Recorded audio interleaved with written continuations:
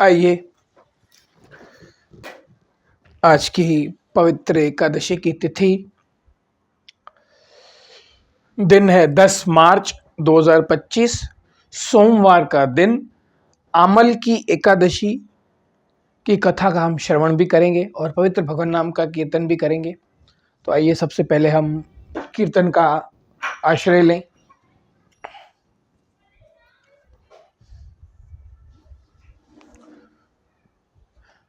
वंदे गुरु श्री चरणारविंद, वंदे गुरु श्री चरणारविंद, वंदे गुरु श्री चरणारविंद, वंदे गुरु श्री चरणारविंद।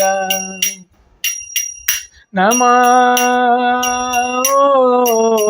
विष्णुपदाय कृष्ण पृष्ठाय भूतले श्रीमते मधुसूदनाय बापूजी ते नामिने। नमस्ते मधुसूदनाय भक्तिपाद प्रियाय ते। दुर्लभ कृष्ण भक्ति अति सरल कारिणी। जय श्री कृष्ण चैतन्य प्रभु नित्यानंद, श्री अद्वैत गदाधर शिवासादि गौर भक्त वृंद। तेरी शरण में आयो किशोरी, तेरी शरण में आयो, तेरी शरण में आयो किशोरी, तेरी शरण में आयो। ओ मुझे मिल गया है सहारा, राधा रानी तेरे चरणों में। मुझे मिल गया है सहारा, राधा रानी तेरे चरणों में। ओ मुझे मिल गया है सहारा, राधा रानी तेरे चरणों में। हरे कृष्णा कृष्ण कृष्ण हरे हरे, हरे रामा राम राम हरे हरे। हरे कृष्णा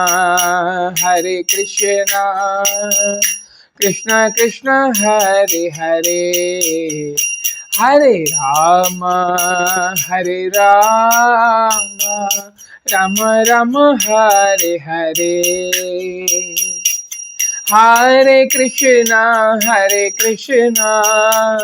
कृष्ण कृष्ण हरे हरे, हरे राम राम राम हरे हरे। हरे कृष्णा कृष्ण कृष्ण हरे हरे, हरे राम राम राम हरे हरे।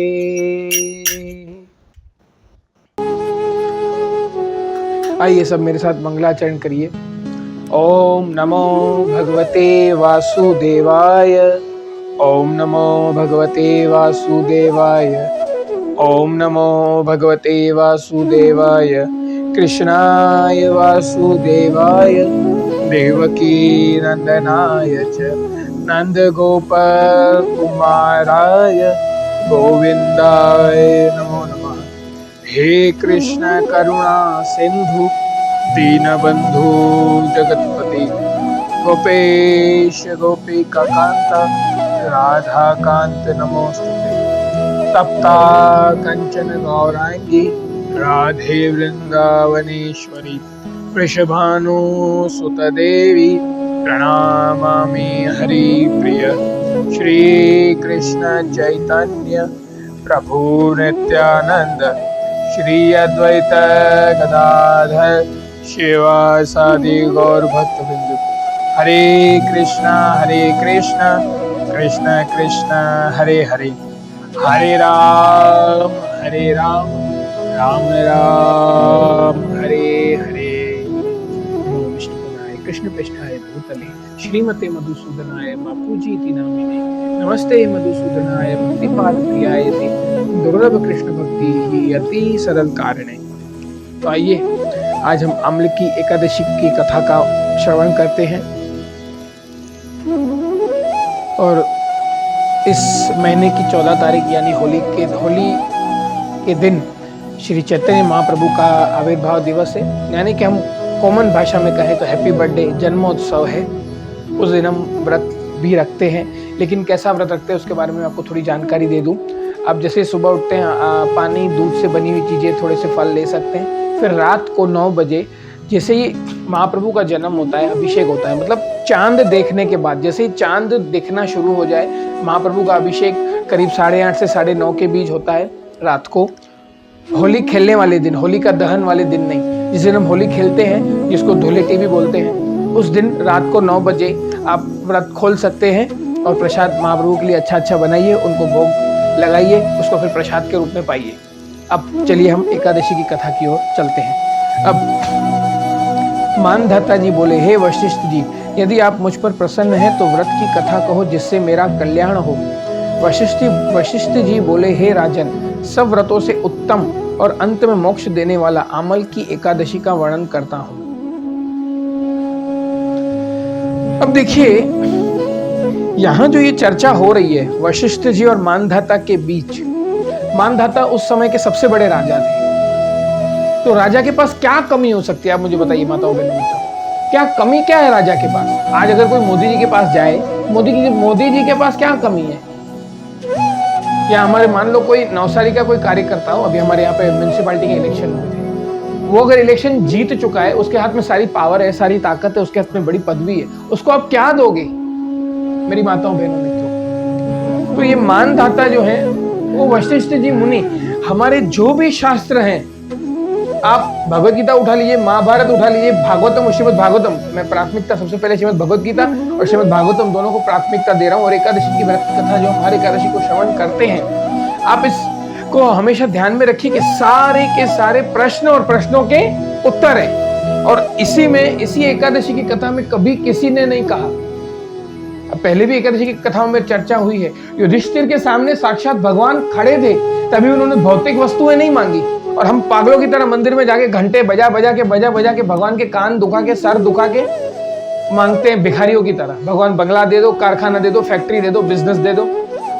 इन सबके सामने अभी वशिष्ठ जी इतने बड़े मुनि हैं, इनके सामने खड़े हैं, ऐसा नहीं किया। अगर आज का कोई व्यक्ति जाए तो बाबा बेटे की शादी नहीं हो रही, बेटी की शादी नहीं हो रही, बेटी की ससुराल में सुख दुख है, क्या करूं बाबा।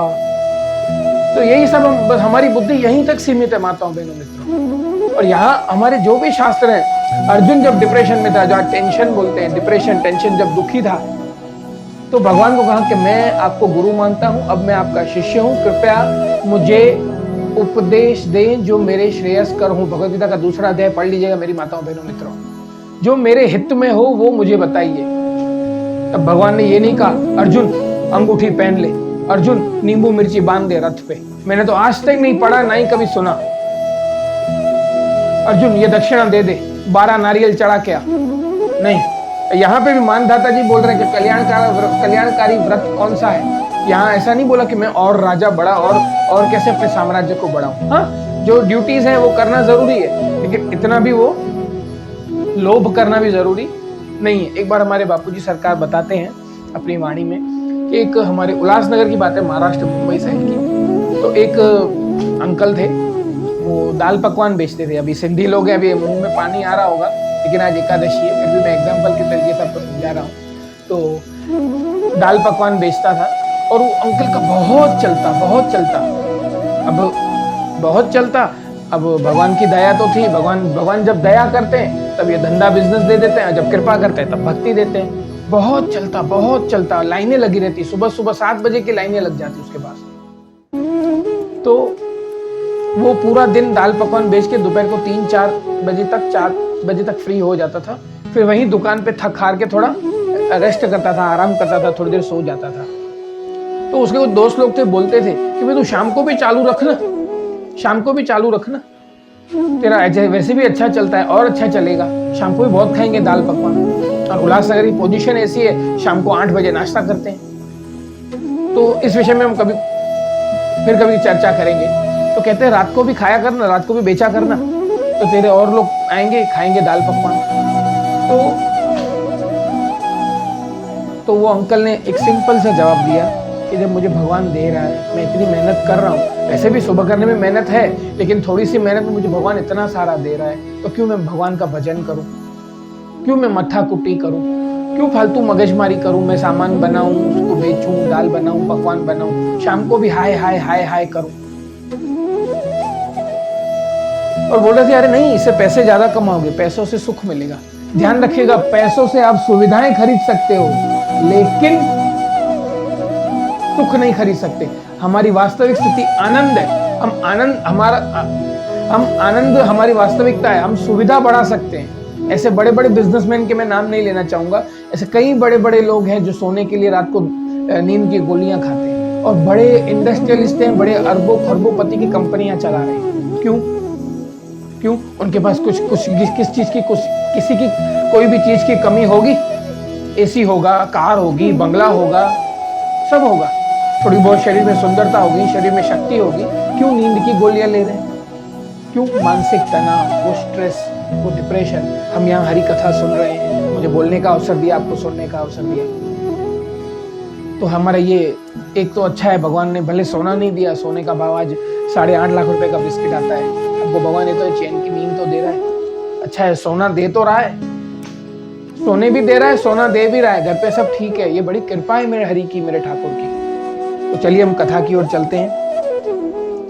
यह फाल्गुन माह के शुक्ल पक्ष में एकादशी होती है, मतलब आज वाली एकादशी। इस व्रत का पुण्य 1000 गोदान के फल के बराबर है। मैं आपसे एक पौराणिक कथा कहता हूँ। एक वैदिक नामक नगर में ब्राह्मण, वैश्य, क्षत्रिय, शूद्र चारों वर्ण आनंद पूर्वक रहते थे। उस नगर में चैत्ररथ नामक चंद्रवंशी राजा था। वह महान विद्वान था तथा धार्मिक था। वहां के निवासी वृद्ध से बालक प्रत्येक एकादशी का व्रत करते थे। मतलब पहले के जो युगों में राजा थे वो भी कहते थे कि एकादशी का व्रत कंपलसरी करना ही करना है, ताकि, और प्रहलाद महाराज तो स्वयं भागवत में कहते हैं, जो हमारे ऊपर आश्रित हैं, यानी हमारे आश्रित मतलब कौन? हमारे बच्चे या बहन के बच्चे, भाई के बच्चे, या हम अगर राजा हैं तो हमारे नीचे आश्रित हमारी प्रजा हुई। अगर वो राजा, स्वजन, मामा, चाचा, ताऊ, जिसको हम रिश्तेदार कहते हैं, वो श्रेष्ठ हो ही नहीं सकते अगर आपको जन्म मृत्यु के चक्कर से तार नहीं सकते। ये प्रहलाद महाराज भागवत में कह रहे हैं। तो राजा का भी कर्तव्य कि अपनी प्रजा का भी कल्याण करे और स्वयं का भी कल्याण करे। तो उस समय में राजा सबसे एकादशी का व्रत करवाते थे। अब आगे कथा की ओर चलते हैं। एक समय फाल्गुन मास के शुक्ल पक्ष को आमल नाम की एकादशी आई। उस दिन राजा से प्रजा तक, वृद्ध से बालक तक सबने हर्ष सहित उस एकादशी का व्रत किया। राजा अपनी प्रजा के साथ मंदिर में जाकर पूर्ण कुंभ स्थापित करके तथा धूप, दीप, नैवेद्य, पंचरत्न, नक्षत्र आदि से धात्री का पूजन करने लगे। वे सब धात्री की इस प्रकार स्तुति करने लगे, हे धात्री, तुम ब्रह्म स्वरूप हो, तुम ब्रह्मा जी द्वारा उत्पन्न हो और सारे पापों को नष्ट करने वाली हो। तुमको नमस्कार करता हूँ।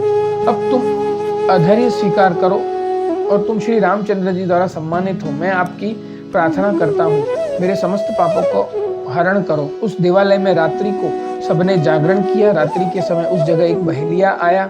वह महापापी तथा दुराचारी था। वह भूखा प्यासा था। उस जगह विष्णु भगवान की कथा एकादशी महात्म्य सुनने लगा। अब देखिए, यहाँ पे एक महापापी दुराचारी आया है। तो यहाँ पे स्वयं तुलसीदास जी महाराज कहते हैं, तुलसी पूर्व के पाप से हरि कथा ना सुहाए। जिसके एकदम आपने जब भी सत्संग होता है या हरि चर्चा होती है, आप बोलते होंगे चलो सत्संग में, चलो सत्संग में, चलो सत्संग में, तो सबको बोलते होंगे घर पे, लेकिन वो नहीं चलते। क्यों? या तो मंदिर के बाहर छोड़ करके चले जाते होंगे, वो अंदर भी नहीं आते होंगे। तो क्यों? उनके पूर्व जन्म के पाप है जिनको हरि कथा सुहाती नहीं, मतलब उनको सूट ही नहीं होता है। अभी कहते हैं ना कोई बीमार होता है, कुछ दवा कुछ ऐसा होता है तो भैया डॉक्टर मुझे ये दवाई सूट नहीं कर रही है, मुझे दवा चेंज करके दो। तो इस तरह से किसी को हरि कथा कीर्तन सूट नहीं करता है। क्यों? क्योंकि तुलसी पूर्व के पाप से हरि कथा न सुहाए। तो अब बहेलिया ने उस रात्रि को अन्य लोगों के साथ जाग कर व्यतीत किया। प्रातः काल होते सभी लोग अपने अपने घर गए। कुछ समय बीतने के पश्चात उस बहेलिया की मृत्यु हुई और आमक की एकादशी के व्रत तथा जागरण के प्रभाव से राजा विदुरथ के घर जन्म लिया। अब देखिए, एक एकादशी के प्रभाव से उसको राजा के घर जन्म लिया। आज जो भी है, भगवान श्री कृष्ण गीता में कहते हैं अपिचेत सुदुराचारो, यदि कोई थोड़े से थोड़ा मतलब मान लो कि अगर 1% भी इस पथ पर चल लेता है, कृष्ण भक्ति के पथ पर, गुरु आज्ञा पर, तो उसका कभी भी अहित नहीं होता, उसका बुरा कभी नहीं होता। अभी ये पापी जो था बहेलिया, उसने न कभी भजन किया, न कीर्तन किया, न हरि सेवा की, न हरि के गुण गाए। अनजाने में एक एकादशी का व्रत करने से उसको राजा के घर पुत्र रूप में, राजा के पुत्र के रूप में उसको जन्म मिल गया। देखो ये मेरे हरि क्या क्या दे देते हैं। हम अनजाने में भी कुछ कर दें उनके लिए, तभी वो स्वीकार कर लेते हैं। उसका नाम बसूरथ रखा गया। बड़े होने पर वह चतुरंगिनी सेना के सहित धन धान्य से युक्त होकर 10 सहस्त्र ग्रामों का पालन करने लगा। वह तेज में सूर्य के, कांति में चंद्रमा के, वीरता में विष्णु भगवान और क्षमा में पृथ्वी के समान था। और वह अत्यंत धार्मिक, सत्यवादी, कर्मवीर और विष्णु भक्त था। वह सदैव यज्ञ किया करता था। एक दिन वह राजा शिकार खेलने के लिए गए। देव योग से वह राजा रास्ता भूल गया। तब वह उसी वन में एक वृक्ष के नीचे सो रहा था। उसी समय पहाड़ी मलेच्छ वहां आया और वह राजा को अकेला देखकर उस पर मारो मारो का शब्द करके टूट पड़े। मलेच्छ मतलब आज के जमाने में जिसको कहते हैं ना विदेशी, फॉरेनर, तो उसको मलेच्छ कहा जाता है। वह मलेच्छ कहने लगा कि इस दुष्ट राजा ने हमारे संबंधियों को मारा है तथा देश से निकाल दिया है, अतः इसे अवश्य मारना चाहिए। ऐसा कहकर वह मलेच्छ राजा पर अस्त्र शस्त्र पर प्रहार करने लगा। उसने अस्त्र शस्त्र राजा के शरीर पर गिरते ही नष्ट हो जाते और पुष्पों के समान प्रतीत होते। उन मलेच्छों के अस्त्र शस्त्र उन पर उल्टा प्रहार करने लगे, जिससे वे मूर्छित हो गए। उस समय राजा के शरीर से एक दिव्य स्त्री प्रकट हुई, जो अत्यंत सुंदर तथा सुंदर वस्त्रों तथा आभूषणों से अलंकृत थी। उसकी भ्रुकुटी टेढ़ी थी, आंखों से लाल अग्नि निकल रही थी। वह मलेच्छों को मारने दौड़ी और समस्त मलेच्छों का काल के गाल में पहुंचा दिया। अब राजा जब जगा तब इन मलेच्छों को मरा हुआ देखकर सोचने लगा कि ये तो किसने मारा है। जब वह राजा ऐसा विचार कर रहा था तब आकाशवाणी हुई और कहने लगा, हे राजन, इस संसार में तेरी विष्णु भगवान के अतिरिक्त कौन रक्षा कर सकता है। तो इसलिए हम कहते हैं ना, मारने वाला है भगवान, बचाने वाला है भगवान। अब देखिए, महाभारत के युद्ध में जयद्रथ को बचाने के लिए 1000 हाथ आगे आए। सबके दो हाथ मिला के 2 हाथों वाले कई लोग आए, लेकिन जयद्रथ को कोई बचा नहीं पाया। 1000 हाथ वाले मेरे हरि ने उसको मरवा दिया, क्योंकि उसने पाप किए थे। और अर्जुन को मारने के लिए बहुत सारे हाथ तैयार थे युद्ध में, लेकिन मेरे हरि 1000 हाथ वाले ने अर्जुन को एक तीर लगने नहीं दिया, ना उसको मरने दिया, उल्टा उसको युद्ध जितवा भी दिया। तो इस तरह आकाशवाणी को सुनकर राजा अपने नगर को वापस गया और सुखपूर्वक राज करने लगा। महर्षि वशिष्ठ जी बोले, हे राजन, सब आमल की एकादशी का व्रत का प्रभाव है। जो मनुष्य इस आमल की एकादशी के व्रत करते हैं वह सब प्रत्येक कार्य में सफल होते हैं और अंत में विष्णु लोक को जाते हैं। अब इस एकादशी की कथा के प्रभाव से विष्णु लोक में जाना है, जो भी कर्म कांड है, इसे भी इसमें था कि 1000 गोदान का फल मिलता है। आज के जमाने में गाय का दूध ही इतना महंगा है और महंगा ही है, सब अपनी अपनी लाइफ में स्ट्रगल कर रहे हैं, गोदान कहाँ से करेंगे। तो इससे अच्छा हम शॉर्टकट में ही करें, शॉर्टकट में एकादशी रख लें, बस 24 घंटों की तो बात है। थोड़े से फल, थोड़े से दूध लेकर हम इस व्रत का पालन करें, दूसरे दिन व्रत खोल दें। तो इसी तरह हम इस एकादशी की व्रत की कथा को विराम देते हैं।